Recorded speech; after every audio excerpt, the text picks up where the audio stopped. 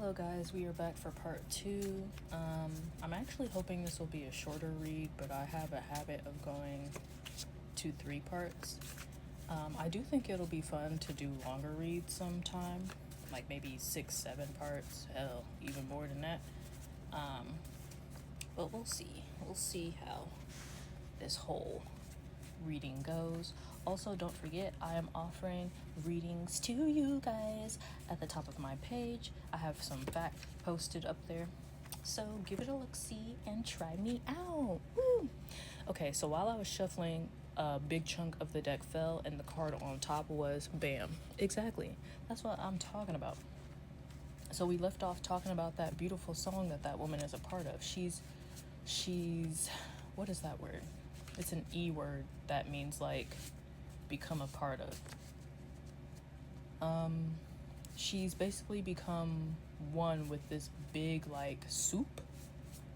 This is a weird message to try to pull through. She was previously outside of the soup, I guess, or maybe just not as connected to it.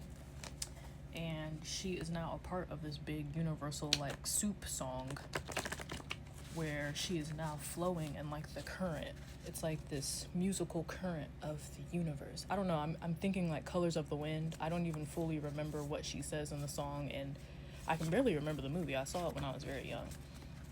But it's like popping up in my mind, like just the visuals of like the wind and her hair and stuff like that. And it looks like these people want to work with this woman, but they really have ulterior motives to destroy this beautiful connection she has. Then we have Wrath. That could be their wrath, or it could be the nature's wrath. Now we do have Arabic. Now, I associate that, well, okay. So I associate this with the infernal Asmodee or Ashmedai. Has lots of names, but they speak different languages. So, and I did say in part 1, I'm feeling some like slight schmegsual energy, like they want to dominate the vessel. And that is the king of lust, among many other things. You know, lust is actually very vast. There's many different types of lust, not just sexual. There's like there's lust in the form of coveting, which can branch over to envy. So it's like a weird mix of envy and lust. That gets pretty gnarly. You can have a positive lust for life, ambition, whatever. What else? I almost said whatever. Someone doesn't want someone to have an ambition for life. They're like, what the hell ever? What? What the hell? They're like, whatever, bitch.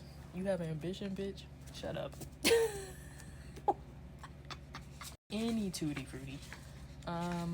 Yeah, there's just so much. I encourage you to go down that rabbit hole if you feel inclined. And just see how vast it can get. And if you are a devotee of Asmodee,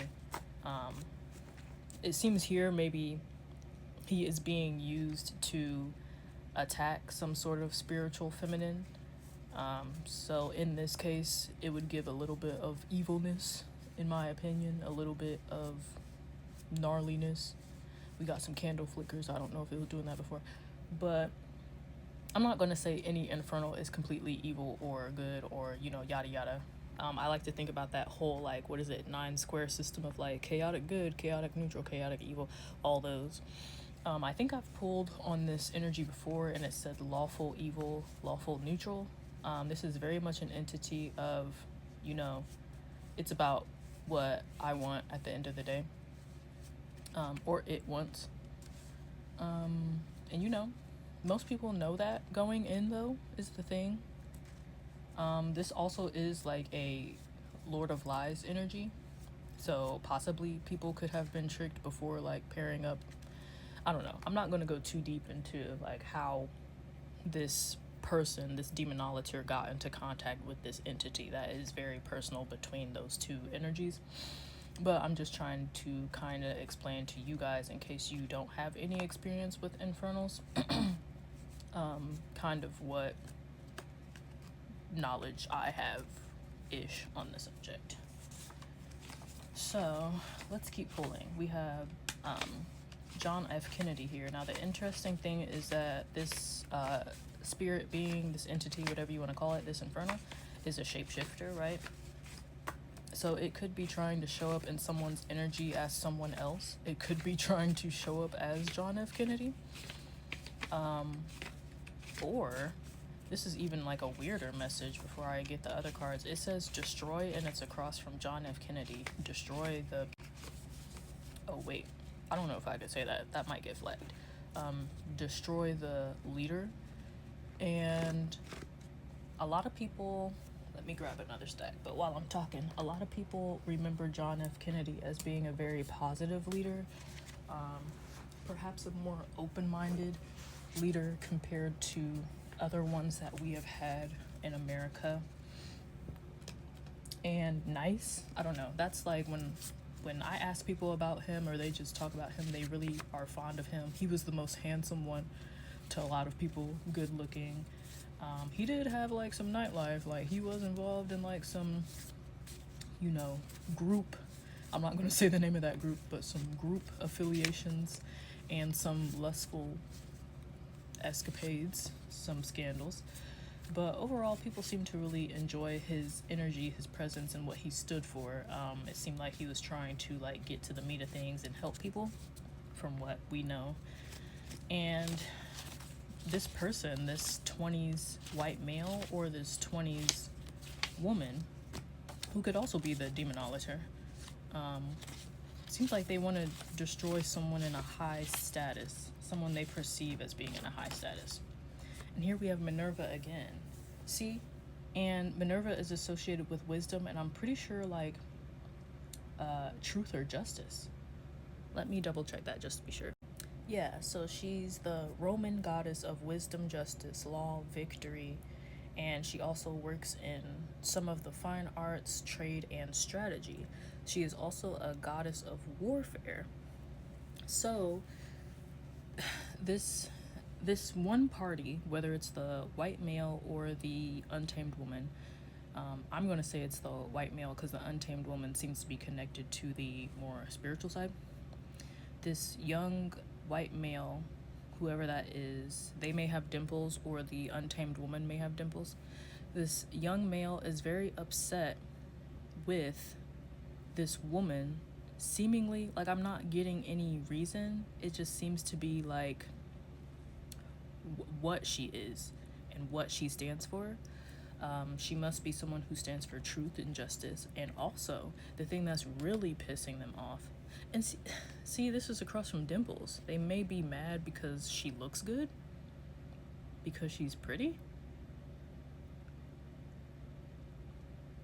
Hold on, you a whole man. What? You a whole man and you just wake up every day and you mad, oh, that bitch thinks she cute. You a man. And in saying that, I don't think anybody should be waking up thinking about anybody like that, whether you're a man to man, woman to woman, man to woman, woman to man. But especially, if we're going to get into it, especially, no man should be hating on a woman like that strong. You have other things you need to be doing. What? But anyway, the thing that's really seems to be grinding their gears and making them wrathful is that this woman knows how to fight, is the thing that I'm getting. She's good at warfare, whoever this is, and maybe they thought she wasn't because, like, oh, she got little dimples, she cute, she don't know nothing. I'm gonna take her vessel and I'm gonna do what I want and I'm gonna rule over here. Well, we see how that went, so. We're getting close to time here, so we're gonna continue in part 3.